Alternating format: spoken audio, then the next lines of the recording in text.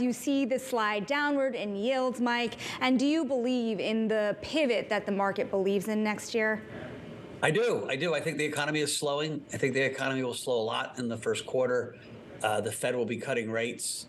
Who knows exactly when, but end of first quarter, beginning of second quarter. And what's important is when you have a shift, right? When you go from the tightening mindset to the cutting mindset, you don't know, are they going to cut 50? Are they going to cut 25? Are they going to go 100 if the things look bad, right? If inflation settles at 2%, real rates are too high. And so the uncertainty around the bullishness of the Fed, right, the dovishness of the Fed, or the bullishness for markets, will create the animal spirits the same way the bearishness did. And so the yield curve will go to positively sloped, right? It's still negative slope. 230s is, I think, minus 20. That'll go to plus 60, plus 80, plus 100. And so some of these trends are just starting, right? The dollar, which had been the dominant currency for a long time, all of a sudden will sell off, and you're seeing that. And so it feels like it could be the beginning of a big trend shift. Animal spirits. It's a funny thing to hear you talk about again. There was a sense that once the Fed got off its quantitative easing cycle, once it started hiking rates again, that animal spirits were of yesterday. You think they're going to come back, really?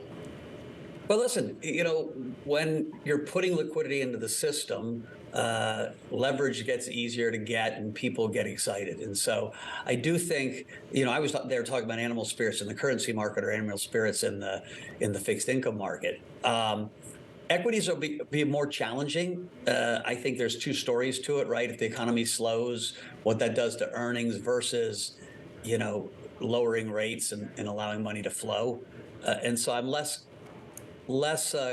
convicted on the equity call, but more convicted on rates and currency. Well, let's talk more about rates and currency. I'm going to make you put on your macro hat before we get to Bitcoin in the next block. What are you trading in terms of currencies and along the yield curve at this point? Listen, I had gone from a long dollar bias to a short dollar bias, and so being long the euros, being long Aussie dollar, still long some Brazilian currency. I do have a short in the Chinese currency. I think their problems are much more structural than they've addressed so far. But broadly, a net, short dollar position. And then interest rates, long 2 years, long 5 years, and long 2 years versus 30 years. And so the idea that the Fed will cut rates and then start a cutting cycle as the economy slows and inflation triggers down to 2%. But even in an animal spirits environment, what would you not buy? Do you think that things can get too frothy again?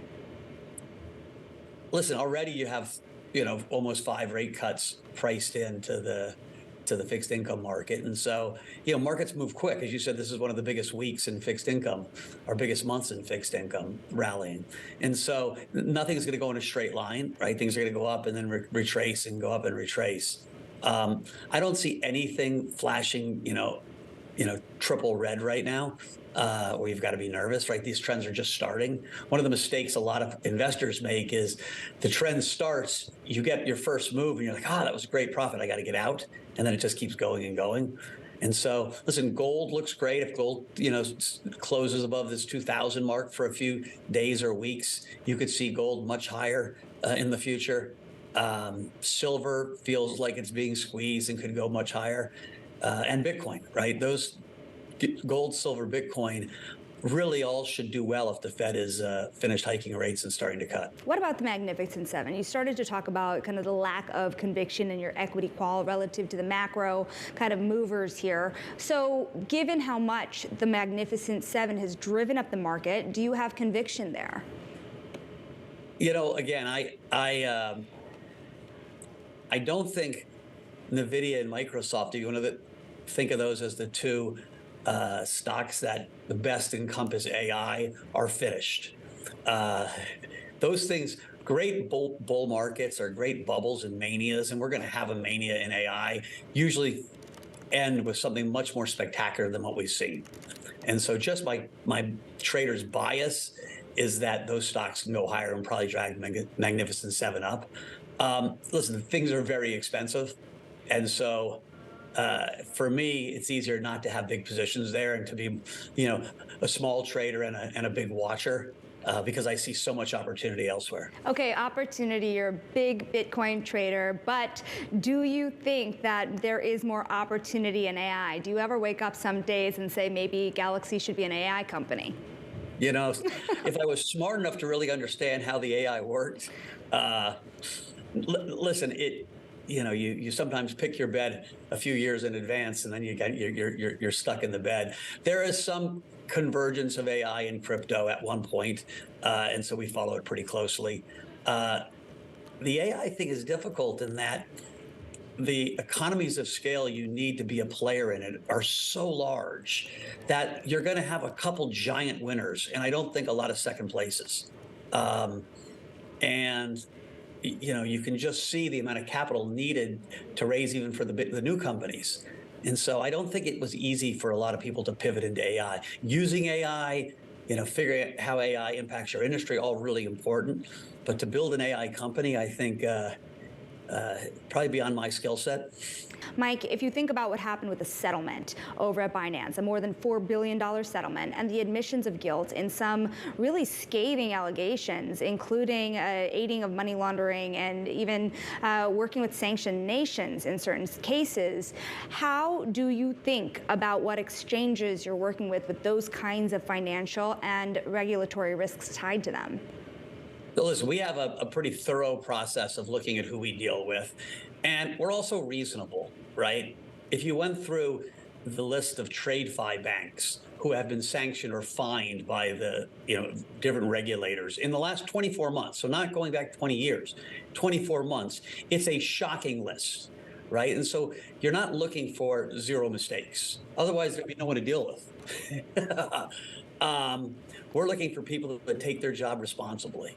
I think the Binance settlement was great for their company and great for the industry. I wish Richard well. I think they're de-risked in lots of ways, right? People who were worried about dealing with Binance, there's a lot less to worry about now, right? Well, when it comes to Binance, do you trade with them? Do you keep the same amount of exposure to them, or do you begin to diversify more at this point?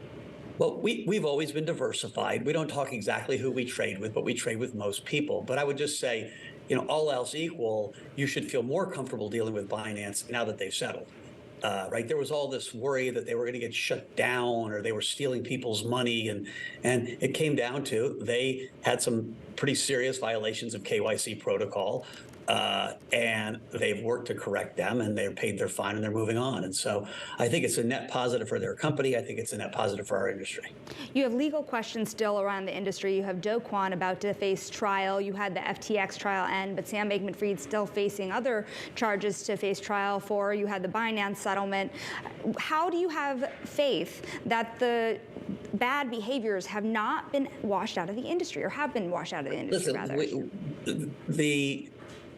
The 2022 crash, the amount of bad actors that got swept out of the industry was pretty significant. And so I would say my intuition is that most of the bad actors are off the stage, right? Markets are pretty efficient, and regulators are pretty efficient. And they've gone after Three Arrows, Alex Machinsky at Celsius, plenty of other. There'll be a few more, I'm sure, because there always are. But the industry got delevered. The industry, I think, chased out many bad actors. And so it feels like a much cleaner slate that we're playing with. Bitcoin, for its own part, has rallied to just above 38,000, and it's been flirting with that price right now. Where do you think it ends the year? Or next year, rather, at this pace? Listen, there's a bunch of good things happening for Bitcoin, right? We are going to get an ETF. Right now, there's a lot of anticipation. Some of that's built into the price. When you actually get the ETF announcement, there's probably still 2 months before it starts trading. And then once it starts trading, we'll see if BlackRock and ourselves with Invesco and ARK and all these other institutions, Fidelity, have their sales forces out and are convincing people to adopt Bitcoin, the price is going to be significantly higher, especially at a time when the Fed is probably cutting rates. And so could we go to old highs by this time next year? Of course we could. And could we go higher? We'll see. You have to remember prices are set on the margin, and there's not that many sellers of Bitcoin. right? We're going to have the halving next year, which means that the daily supply or inflation rate gets cut in half. And so you really are setting up for a wonderful story. We're also going to an election year, and that uncertainty should help Bitcoin in the fact that the US and Europe and Japan still can't come close to fiscally being responsible, is why people got invested in Bitcoin in the first place. I'm glad and you brought up politics, because when you think about who you support, how does crypto play a role at all? And who are you supporting, and for what reasons, frankly, Mike, at this point? It's been becoming a much bigger conversation. I'm kind of in the anything but crazy or really old party. And so I really believe we need to move away from the baby boomer generation having run our country into the ground. And so I pledge that I would not vote for anyone over 75 years old or even 72 years old. Listen, from Chris Christie to Nikki Haley to Neil Phillips, all of them I'd take over the two most likely candidates that we're going to get. And so I'd be bipartisan, my thought, to get us to move on generationally and to get us to move away from crazy. Well, what did you think about Jamie Dimon this morning over at the DealBook conference had said that even if you're a very liberal Democrat, I urge you to help Nikki Haley too. How much are you getting those kinds of calls from your friends? I literally got a text from a dear friend of mine this morning asking me if I would sit down and meet with her and would you help? And I would certainly sit down and meet with Nikki Haley. I met Neil Phillips in the office last week, and had never met him before and didn't really know his story. It's an amazing story, and he's an amazingly rational guy. I don't think he's got the name recognition Nikki does at this point, but he's the only, non-Biden candidate on the Democratic side, and so I'm certainly going to spend more time with him. I don't think it's really Democrat or Republican at this point for our country. We need to move beyond where we are. And, the thought of a Trump presidency is so divisive. And, for Republicans, Biden feels that way. And I might disagree with them, but he feels that way. And so to me, best for the country is that we move on and get someone different. The odds of that happening are still pretty small. But, hey, I think the payoff, if it happens, is pretty good for the country. Speaking of odds, it's worth asking you, what would you do, or would you support, or would you urge a Mark Cuban presidency, given all the speculation around his next moves after the Mavericks? I love Mark Cuban. He's a kind man. He's a smart man. I've spent some time with him. I've podcasted with him. He throws his hat in the ring, and I will certainly have dinner with him. So when you think about next year, what do you think is going to be the defining factor for the elections at the end of the day? When you and your peers are putting money towards candidates, what exactly is it that you're looking for? I don't think my peers' money or my money is going to make too much of a difference. The world has shifted so much in how these elections happen with social media. Trump doesn't even, other than his legal defense, he gets publicity just because he's Trump. And so I do think, we'll see. Something feels to me it's got to break. I'm not sure what it is yet. People wake up one day and say no. Again, the most likely outcome is we go to the polls and it's Trump versus Biden, and you go to bed, praying, and you're not going to know who wins until you wake up. Before I let you go, we're going to go back to Bitcoin for a second. The market is watching. The market is watching closely. You've been looking at the ETF space.